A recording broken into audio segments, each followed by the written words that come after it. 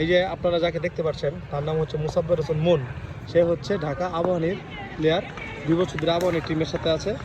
But একটা match খেলছিল ফার্স্টবার, ওটা মানে 2023-এ মানে ম্যাচ খেলছিল, 24-এর শুরুতে ম্যাচ খেলছিল। আচ্ছা, 24-এর শুরুতে ম্যাচ খেলছে, সে ওই প্রিমিয়ার লিগে ম্যাচ খেলছে। বাট আজকে সে ময়মনসিংহের প্রিমিয়ার লিগে ম্যাচ খেলতে নামছে। তো প্রায় তার 1.5 বছর হয়ে গেছে সে ক্রিকেট বলে ম্যাচ খেলার জন্য নামছে। টিমের সাথে ছিল কিন্তু ম্যাচ খেলা নাই। তো এই বিষয়টা হচ্ছে খুব ইন্টারেস্টিং একটা বিষয় যে একটা প্লেয়ার 1.5 বছর ধরে সে কোনো মানে ম্যাচ খেলতে পারে নাই কিন্তু টিমের সাথে ছিল। তো এই ফিলিংসটাই তার কেমন সেটা একটু জানতে চাবো। তার আজকে মানে ধরতে গেলে নতুন করে আবার ক্রিকেট শুরু করছে ম্যাচের জন্য।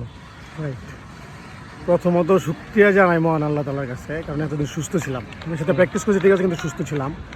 ম্যাচ খেলা হয় না টিম কম্বিনেশনের কারণে, কিন্তু টিমের সাথে প্র্যাকটিসে ছিলাম। ম্যাচ খেলার যে একটা লম্বা গ্যাপ গেছে, আসলে ম্যাচ খেলে বোঝা যায় যে প্র্যাকটিসের আমি যা করছি এটা ম্যাচে ইমপ্রুভমেন্টটা বোঝা যায়, ভুলটা কি এটা বোঝা যায়। তো প্র্যাকটিসে করে গেছি, ম্যাচ খেলতে পারি নাই, সুযোগ পাই নাই।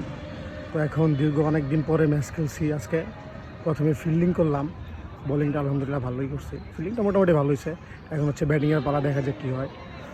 তো এই যে 1.5 বছর পর যে মাঠে নামা হয়েছে, ঠিক আছে, মানে মানে এনার্জির একটা যে ব্যাপার, ম্যাচের এনার্জি, সেটা কি মানে 100% ছিল? 100% না, না কোনো টায়ার্ডনেস নাই, 100%। কয়বার বল করছিস? 10 ওভার। 10 ওভারে কত দিয়েছ আনুমানিক? কত 25 খুব সম্ভবত। 25 উইকেট একটা। তো তার মানে দেখা যাচ্ছে যে ম্যাচ অনেকদিন পরে খেললো, বোলিংটা ভালো হয়েছে। এখন টার্গেট হচ্ছে কি 156 রান। 56 রান।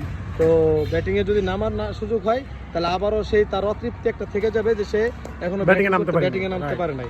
যদি নামতে পারে তাহলে টিমের জন্য একটা ভালো মানে যতটুকু প্রয়োজন ততটুকু করে যেন ম্যাচ জিতানো যায়। ইনশাআল্লাহ। Okay, all the best. Thank you.